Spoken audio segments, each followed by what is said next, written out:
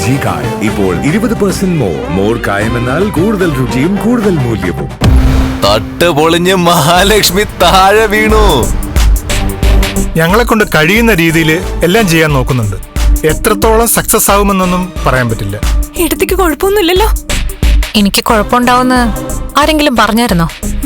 ഏയ് അങ്ങനെയൊന്നുമില്ല എടുത്തേ. എന്റെ വീട്ടിലുണ്ട് ഒരുത്തി, അവളുടെ അമ്മ. മോള് പ്രേതക്കളി കളിച്ചപ്പോ അവളെല്ലാം അറിഞ്ഞിട്ടും മന്ത്രവാദം നടക്കുന്നത് വരെ ചിരിച്ചു മരിക്കുകയായിരുന്നു. ആ ചിരി ഇന്നത്തോടൊന്ന് മായണം. അതുപോലെ തന്നെ ചിരിച്ചവര് ഒരുപാടുണ്ട്. അവരെല്ലാം മനസ്സൊന്നൊന്ന് കരയണം.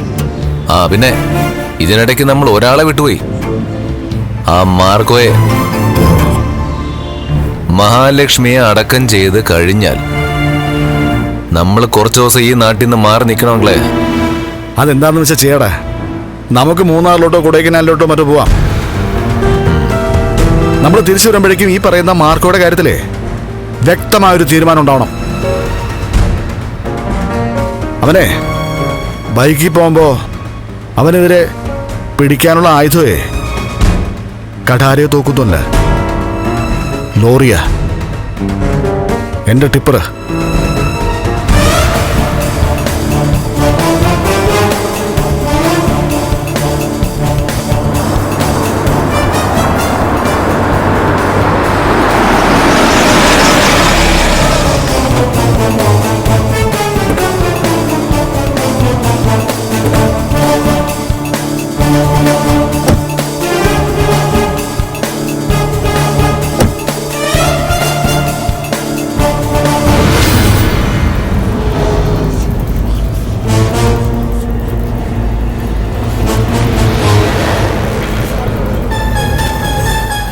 വീഴ്ച നല്ല വീഴ്ചയായിരുന്നു കാണും.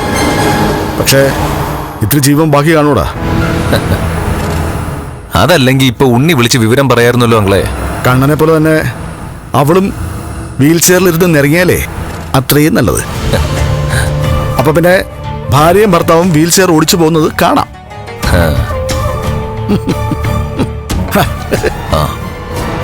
അങ്ങളെ അധികം ചിരിക്കണ്ട. ആരെങ്കിലും കണ്ട അത് പ്രശ്നമാ. ഇവിടെ ചിലപ്പോ ആ അനന്തവോ മാർക്കോ മറ്റോ വന്നു കാണും. മാർക്കോ വന്നു കാണോ? അങ്ങനെയാണെങ്കിൽ ഒന്ന് വിളിച്ചിടത്തോട്ട് പോയാ പോരെ? സാരമില്ല അങ്ങളെ. മഹാലക്ഷ്മി വീണതല്ലേ, അതിന്റെ ദേഷ്യത്തില് അവൻ രണ്ട് തല്ലുന്നെങ്കി അങ്ങ് തല്ലിക്കോട്ടെന്ന്. ചുമ്മാരടാ.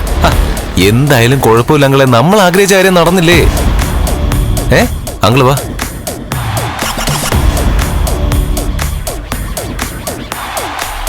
എവിടെയാണെന്ന് ചോദിച്ചിട്ട് വാ. അങ്ങളെ അവൾ ഐസിയുലായിരിക്കും. വാ.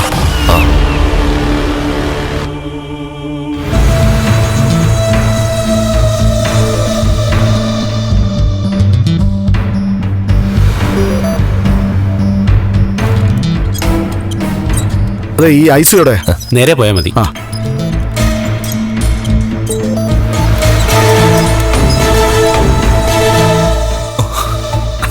ഉണ്ണി, വേറെ ആരും വന്നില്ലടാ? ഇല്ല അങ്ങളെ, ഇവൻ നമ്മളെക്കാട്ടിലും നല്ല ആക്ടിങ്ങാ. നോക്കിയേ, ഇവനെ ഇപ്പൊ കണ്ട ഇവന്റെ മുഖത്തുനിന്ന് സങ്കടം ഒന്ന് വടിച്ചെടുക്കാം. അതെ അതെ, ഒന്നുമില്ലെങ്കിലും എന്റെ മരുമോനല്ലേ. അപ്പോ അതിന്റെ ഒരു ഗുണം മോനും കാണില്ലേ? മേഘട്ട,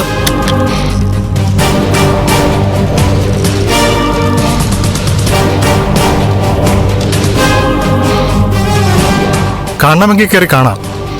ഇപ്പൊ എങ്ങനെയുണ്ട് ഡോക്ടർ? ഒന്നും പറയാറായിട്ടില്ല.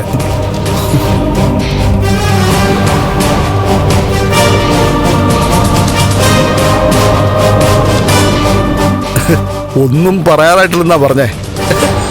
അതല്ലടാ, നമുക്ക് കേക്കട്ടെ. എന്നാ പിന്നെ അങ്ങള് വാ, നമുക്ക് ഒന്ന് കേറി കണ്ടിട്ട് വരാം. വാ. എടാ ഉണ്ണിക്കുട്ടാ, നീ ഇവിടെ നിക്ക്. അത് മേഘേട്ട, നിങ്ങൾ കരുതുന്ന പോലെയൊന്നും അല്ല കാര്യങ്ങള്. ചിലപ്പോ നമ്മൾ കരുതുന്ന പോലെ കാര്യങ്ങൾ നടന്നിട്ടുണ്ടാവില്ല. എങ്കിലും കണ്ണനെ പോലെ ചിലപ്പോ അവളും വീൽ ചെയറിലാവില്ലേ? അതായാലും മതി മോനെ, നീ വാ.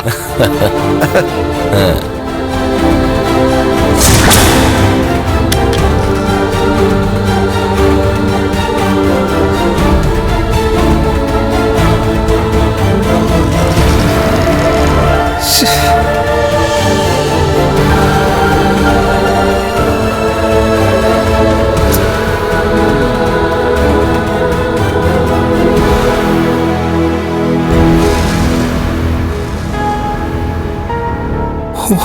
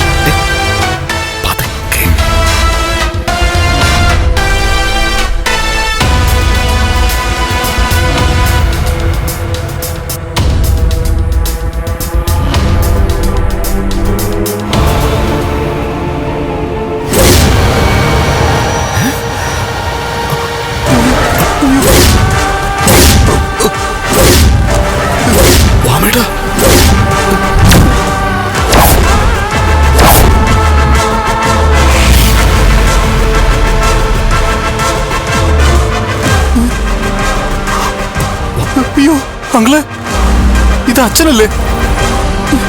ഇത് എന്തു പറ്റിയതാ?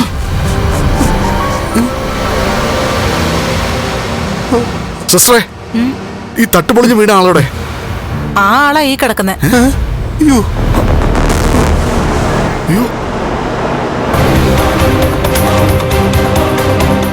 വാമേട്ടാ. അച്ഛാ, ഈ കിടക്കുന്ന ആളോടൊപ്പം വേറെ ആരെങ്കിലും കൊണ്ടുവന്നായിരുന്നു സിസ്റ്ററെ? ഇല്ല, ഇദ്ദേഹത്തെ പെട്ടെന്ന് കൊണ്ടുവന്നോണ്ട് എങ്ങനെയെങ്കിലും കിടക്കുന്നു. ഒന്നും പറയാൻ പറ്റാത്ത അവസ്ഥയാ.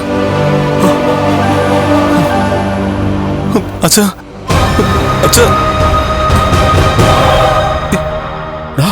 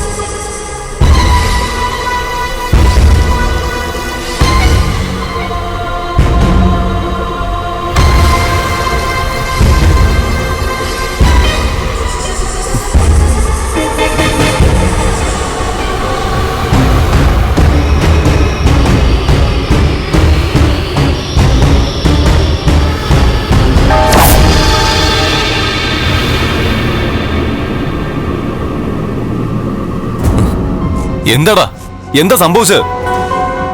എനിക്കൊന്നും പറയാനുള്ള അവസരം മേക്കേട്ടൻ തന്നില്ലല്ലോ. എന്താ ഉണ്ണി നടന്നത്?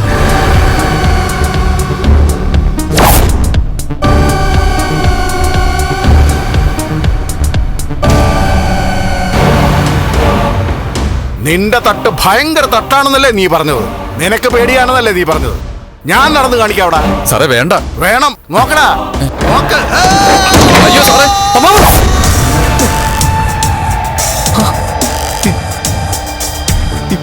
ഇതെന്തൊരു മറിമായോ അങ്ങളെ?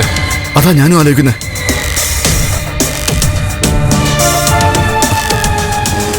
അതിനകത്ത് അവരും ചവിട്ടി, പുതിയതായിട്ട് വന്ന എഞ്ചിനീയറും ചവിട്ടി. എന്നിട്ടും തട്ടുപൊളിഞ്ഞു വീണില്ല. പക്ഷെ ജോലിക്കാരനോടുള്ള ദേഷ്യത്തിന് അയാളുടെ തെറ്റ് ചൂണ്ടിക്കാണിക്കാൻ വേണ്ടിയാ അമ്മ മനഃപൂർവ്വം അതിന്റെ പുറത്തേറി ചവിട്ടിയത്. അപ്പോ എല്ലാം കൂടെ പൊളിഞ്ഞൊരു വീഴ്ചയായിരുന്നു. എന്നാലും അച്ഛൻ ഇങ്ങനൊരു വിധി ഉണ്ടായല്ലോ ഉണ്ണി. അതിൽ അത്ഭുതമൊന്നുമില്ല മേഘ. അവൾക്കൊപ്പം ഒരു അജ്ഞാത ശക്തി സഞ്ചരിക്കുന്നുണ്ട്. അത് മരിച്ചുപോയ അവളുടെ അച്ഛനാണെന്നോ എന്റെ സംശയം. പക്ഷെ ഉണ്ടല്ലോ, അവളുടെ കല്യാണം കഴിയുന്നവരെ ഈ പറയുന്ന ഒരു വിജയങ്ങളും അവളുടെ ജീവിതത്തിൽ ഉണ്ടായിട്ടില്ല. അതിനുശേഷമാ ഇതൊക്കെ സംഭവിക്കുന്നേ. ഇനി അച്ഛനെ ജീവനോടെ കിട്ടുമോ എന്തോ? കിട്ടിയാലും കുറച്ചുനാൾ അമ്മാന് പഴയതുപോലെ നടക്കാൻ പറ്റിയെന്ന് വരില്ല. നടുപിടിച്ചാ വീണത്. തീർന്നു എന്ന് തന്നെയാ കരുതിയത്.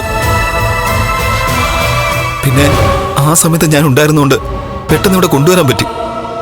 അതിന്റെ ഒരു മെച്ചേ ഉള്ളൂ. എന്തോന്ന് മെച്ച ഉണ്ണി? ഡോക്ടർ പോലും പ്രതീക്ഷ തരുന്നില്ലല്ലോ ഉണ്ണി. എന്റെ അച്ഛൻ. നീ വിഷമിക്കണ്ട മേഘ. വാമേട്ടനൊന്നും സംഭവിക്കില്ല. ഇനി നമ്മൾ സൂക്ഷിച്ചും കണ്ട് മാത്രമേ പോകാൻ പാടുള്ളൂ. ഇപ്പം നടന്നതൊക്കെ നമുക്കൊരു അനുഭവമായിരിക്കണം, പാഠമായിരിക്കണം.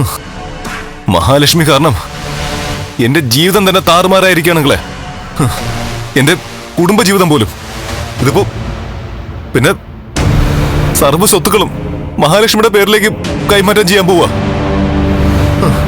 എടാ, നമ്മൾ എന്തൊക്കെയാണോ പ്രതീക്ഷയുടെ കാത്തിരിക്കുന്നത് അതെല്ലാം പോവൂടാ ഉണ്ണി.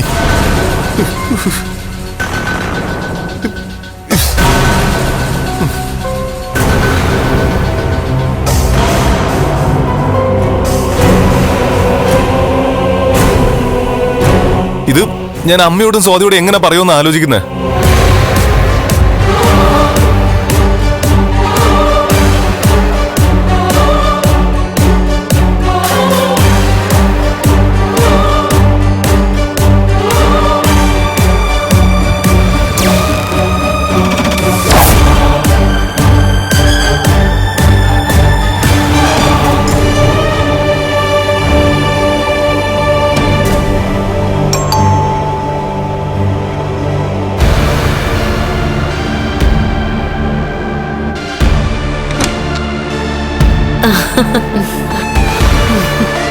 അമ്മ അറിഞ്ഞായിരുന്നോ കാര്യങ്ങളൊക്കെ?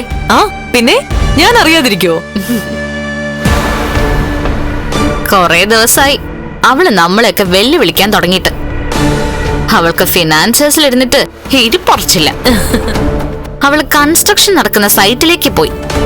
ഉണ്ണിയേട്ടനെയും ഉണ്ണിയേട്ടന്റെ അമ്മാവനെയും ഒക്കെ ഭരിക്കാൻ. തീർന്നല്ലോ ഭരണം.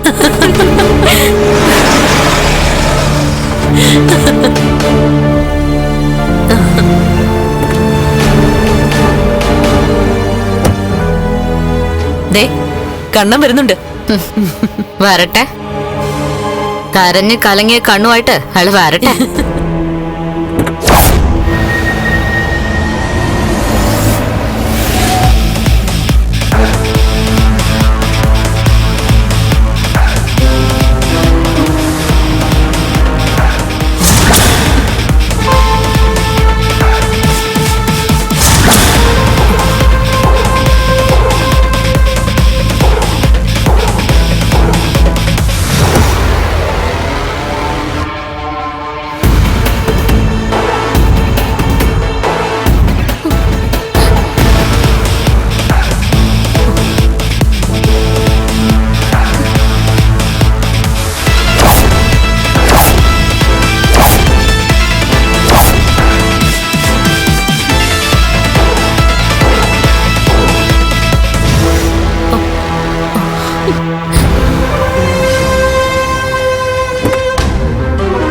ഇതെന്താ അമ്മ ഇങ്ങനെ?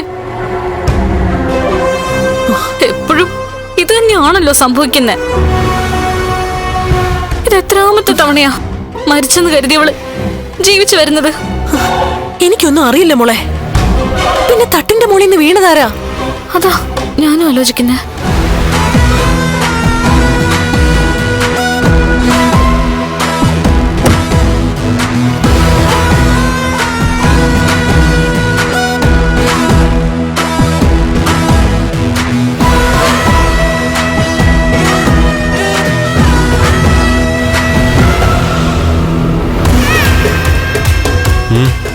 ഇതെന്താ രണ്ടാളും ഇങ്ങനെ നോക്കുന്നേ? ഞാനും എന്റെ ഭാര്യ വന്നിരിക്കുന്നേ. അല്ലാന്ന് ഞങ്ങൾ പറഞ്ഞോ? അമ്മായിമ്മയുടെ മരുമോളുടെ നോട്ടം കണ്ടു കഴിഞ്ഞാ ഞങ്ങളെ ആദ്യമായിട്ട് കാണുന്ന പോലെയാ ഞങ്ങൾക്ക് തോന്നുന്നത്. അല്ലടോ? അതെ അതെ. നേരത്തെ ഒരു സിനിമ പിടിക്കുന്ന കാര്യമൊക്കെ അമ്മ പറഞ്ഞായിരുന്നല്ലോ. അങ്ങനെയാണെങ്കിൽ ആ സിനിമയ്ക്ക് എത്ര ക്ലൈമാക്സ് കൊടുക്കും അമ്മേ? സിനിമയായാലും നാടകമായാലും കഥയായാലും ഒരാളെ ഒരു തവണ കൊല്ലാൻ പറ്റൂ. ഒന്നിലധികം തവണ കൊന്നിട്ട് അയാൾ പുനർജനിച്ചു വരികയാണെങ്കിൽ കാണുന്നവർക്ക് ചിലപ്പോ ത്രില്ല് നഷ്ടപ്പെട്ടെന്ന് വരും. അതുകൊണ്ട് കൊല്ലുന്നത് ഒരു തവണ മതി. പക്ഷേ അതെപ്പ വേണോന്ന് നിങ്ങളൊക്കെയാ തീരുമാനിക്കേണ്ടത്. എന്താമേ? നീ എന്താ പറയുന്നത് ഞങ്ങൾക്ക് മനസ്സിലാവുന്നില്ല. മനസ്സിലാവില്ല. ഞാൻ പറയുന്നതൊക്കെ ഈ ലോകത്തുള്ള എല്ലാവർക്കും മനസ്സിലായാലും എന്റെ അമ്മയ്ക്കും അമ്മയുടെ ഈ മരുമകൾക്കും അതുപോലെ നിങ്ങളെ സ്നേഹിക്കുന്ന മറ്റു ചിലർക്കും ഒരിക്കലും ഒന്നും മനസ്സിലാവില്ല. ആ, ഈ ചിതയിൽ വെച്ച് നായിക ജീവിച്ചു വരികയാണെന്നൊക്കെ പറഞ്ഞ അത് കുറച്ച് കടുത്തു പോവും അല്ലേ? തനിക്കെന്ത് തോന്നുന്നു മഹി? അതുപോലെ തന്നെ തട്ട് പൊളിച്ചു വെച്ചിട്ട് ആ തട്ടിൽ ചവിട്ടിയ നായിക വീഴാതെ രക്ഷപ്പെടുന്നതും പ്രേക്ഷകർക്ക് ഇഷ്ടപ്പെടുന്ന എനിക്ക് തോന്നുന്നില്ല. നായികയല്ലേ, അതുകൊണ്ട് ഇഷ്ടപ്പെടും. ആ, അപ്പോഴേ ഇതിലേത് വേണം ക്ലൈമാക്സ്? തലക്ക് എന്തെങ്കിലും കുഴപ്പമുണ്ടെങ്കിലേ നല്ലൊരു ഡോക്ടറെ കാണണം. അതാ ഇപ്പൊ നിങ്ങൾ രണ്ടാളും ചെയ്യേണ്ടത്. ആ, അത് തന്നെയാ എനിക്ക് നിങ്ങൾ രണ്ടാളോടും നിങ്ങളെ സ്നേഹിക്കുന്നവരോടും പറയാനുള്ളത്. എത്രയും പെട്ടെന്ന് നിങ്ങൾ എല്ലാവരും കൂടി ഒരു നല്ല സൈക്കാട്രിസ്റ്റിനെ കാണണം. എന്നിട്ട് ഡോക്ടറോട് പറയണം സമ്പത്തിനോടുള്ള ആർത്തി മൂത്ത് നിങ്ങൾക്കൊക്കെ സമനില തെറ്റിയെന്ന്. അതിനുള്ള മരുന്ന് കണ്ടുപിടിച്ചിട്ടുണ്ടോന്ന് അറിയില്ല. എങ്കിലും ഡോക്ടറുടെ ചില ഉപദേശങ്ങൾ കൊണ്ട് നിങ്ങൾക്കൊക്കെ മാറ്റം ഉണ്ടായിന്ന് വരാം. ഒരിക്കലും മാറ്റം ഉണ്ടാവില്ല കണ്ണേട്ടാ. ഇതുവരെ നടന്നതെല്ലാം കേട്ട് ആ ഡോക്ടറിന്റെ സമനില തെറ്റും. ഞാൻ ചോദിച്ചില്ലേ അന്ന് ആ പ്രേതാഭിനയത്തിന് ശേഷം ഇയാൾ കടന്നു വന്നപ്പോ എന്തിനാ ഞങ്ങളിങ്ങനെ കൊല്ലാക്കൊല ചെയ്യുന്നേന്ന്?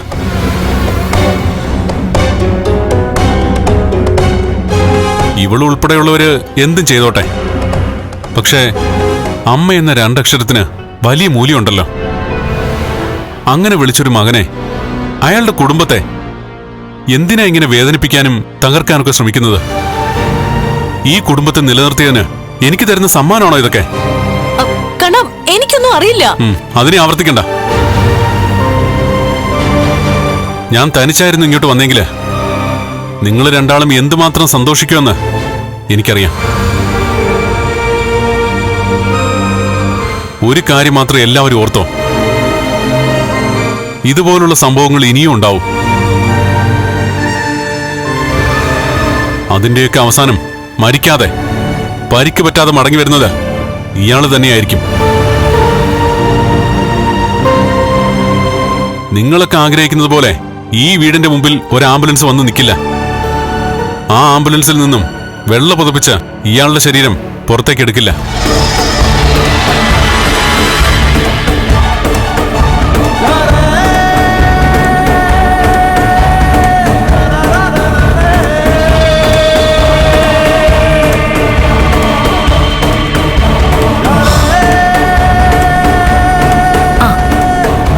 അപ്പോഴേ തട്ടിന്റെ മോളിൽ നിന്ന് വീണത് ആരാണെന്നറിയണ്ടേ? അത് മറ്റാരുമല്ല, ആ തട്ടിളക്കാൻ വേണ്ടി മുൻകൈ എടുത്ത ആള് തന്നെയാ. അമ്മയുടെ സ്വന്തം ആങ്ങള.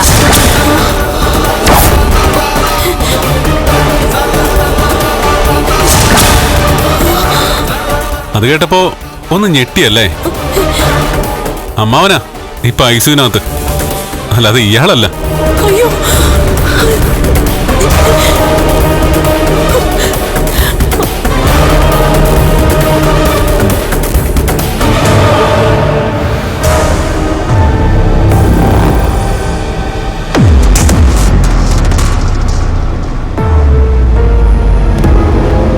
മോളെ,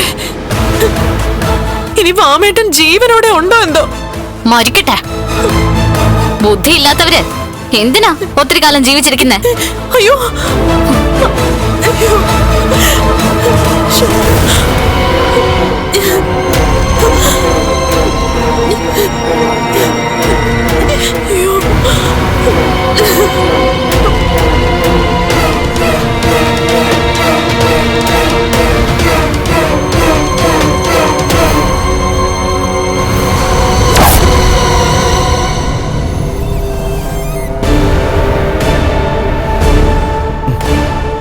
മോള് വിളിച്ചിരുന്നു എന്റെ അമ്മയും. എങ്ങനെയാ അവരോടൊക്കെ വാമേട്ടനാ വീണതെന്ന് പറയുന്നേ? അതുകൊണ്ടാ ആര് വിളിച്ചിട്ട് ഞാനും എടുക്കാത്തത്. ഇത്തവണ എല്ലാവരും സന്തോഷിച്ചോണ്ടിരിക്കുക. ആംബുലൻസ് മഹാലക്ഷ്മിയെ കൊണ്ടുചെല്ലെന്ന് പറഞ്ഞുണ്ട്. അവരെല്ലാം പ്രതീക്ഷയോടെ കാത്തിരിക്കുമ്പോ അവള് വെളുക്കെ ചിരിച്ചുകൊണ്ട് കടനോടൊപ്പം വണ്ടിയിൽ വന്നൊരു ഇറക്കുവാ. ഇതാ കുറെ നാളായിട്ട് സംഭവിച്ചോണ്ടിരിക്കുന്നത്.